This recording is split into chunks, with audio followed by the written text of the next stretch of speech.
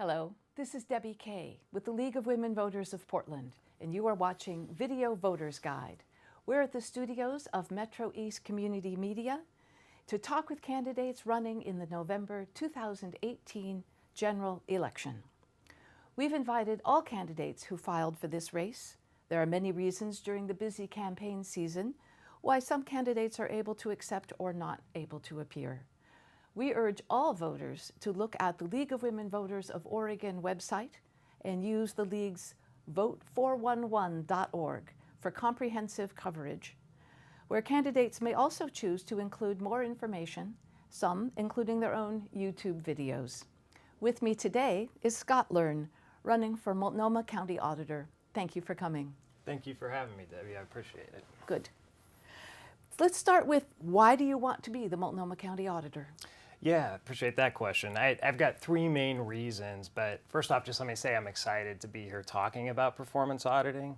I'm kind of evangelical about it.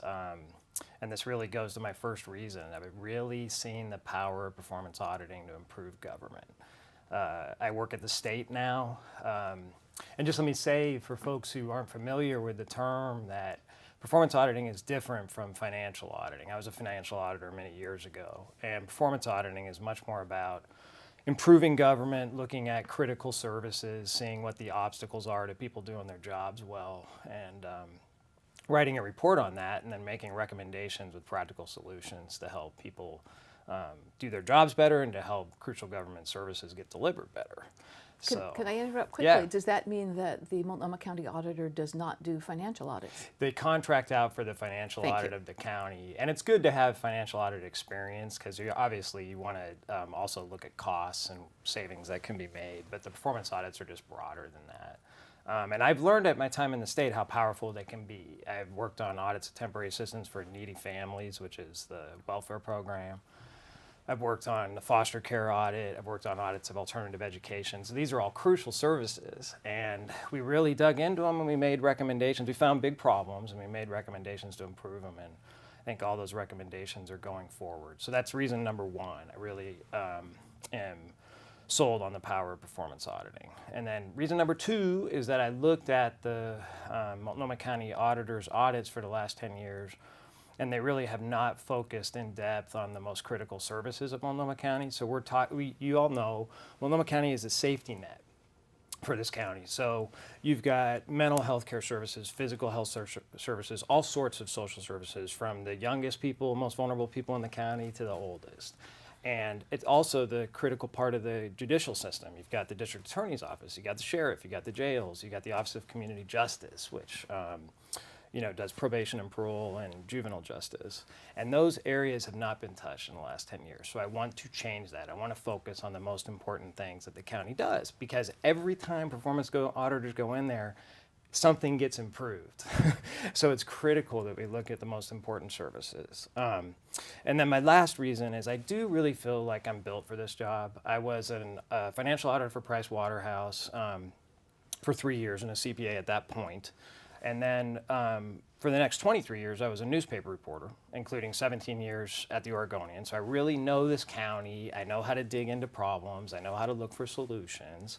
I know how to build sources. And I know lots of people all around this county. And then for the last 5 years, I've been a performance auditor with the state. And that's where I've really come to appreciate how wonderful performance audits can be. Thank you.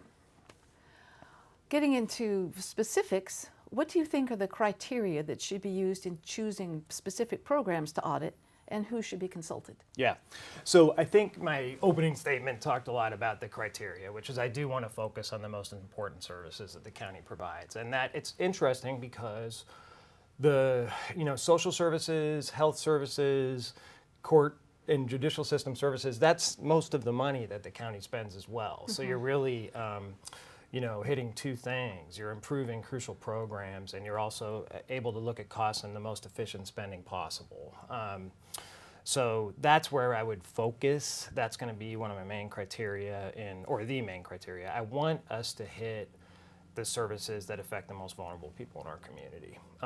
And I think if we focus on, say, mental health care, if we focus on addiction services, if we focus on services that the county provides in schools. We're going to be hitting that constituency. So that's my focus. And then in terms of who would be consulted, I do have lots of experience as a reporter developing sources. As I said, I spent 23 years in journalism. So when I was a reporter here in Multnomah County, I covered schools all over the county. I covered City Hall. I covered the environment.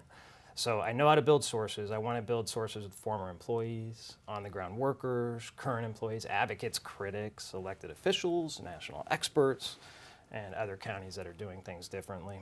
I want to hold open houses on broad topics like mental health care and affordable housing and homelessness. And I want to build diverse focus groups on specific topics. So there's lots of researchers out there. For example, the Coalition of Communities of Color is a coalition of nonprofits that has PhD research levels. I want to bring folks like that in and consult with them on how we can drill into specific topics. Overall, I'm going to do a lot of broad outreach to diverse groups and try to bring them in and get their advice, basically, on how to conduct our audits. Thank you. What measures should the auditor take to make audits and agency responsive to audits available to the public? To make audits and agency responses to the audits available to the public? Yeah, what I've learned at the state is the number one thing we can do, sorry to be a broken record, but is to audit services that really matter and that the public cares about. And to be really straightforward in writing our public audit reports about what the problems are and what the potential solutions are.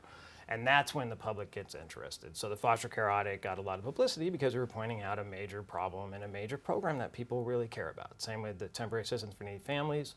Same with alternative education. We also did an audit of the state's $3.5 billion in delinquent debt. So when you cover those topics that are really meaningful, that tends to increase the level of interest in audits.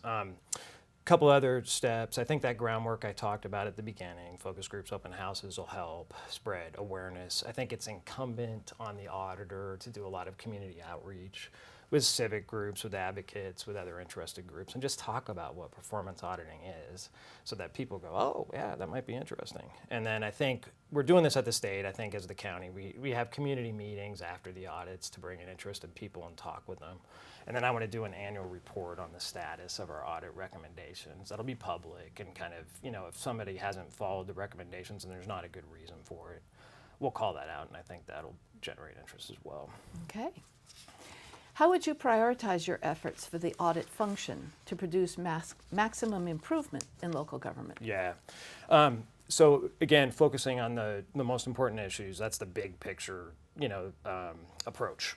Audits that focus on services to the most vulnerable people. So to me, that's the mental health, right now, the mental health system, the justice system, and affordable housing and homelessness.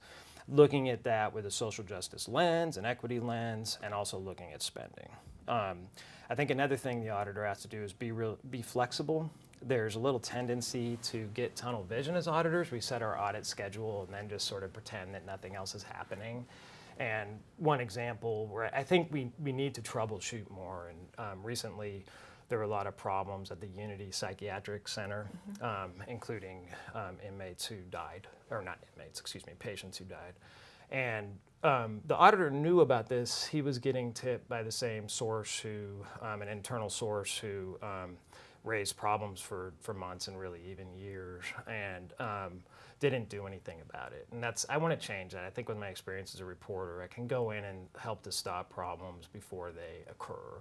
In this case, the county folks apparently weren't referring the problems, the complaints to the state, which had the authority to investigate. I think a few well-placed questions would have addressed that. All right. Well, we're out of time. Okay. You've given us a lot of information, and I appreciate that. This has been the Video Voter's Guide. Thank you for watching. The general election is November 6th. The last day to register to vote is October 16th. Be sure to inform yourself about the candidates and ballot measures.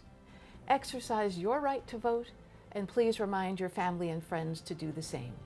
Debbie Kay with the League of Women Voters of Portland. Thank you.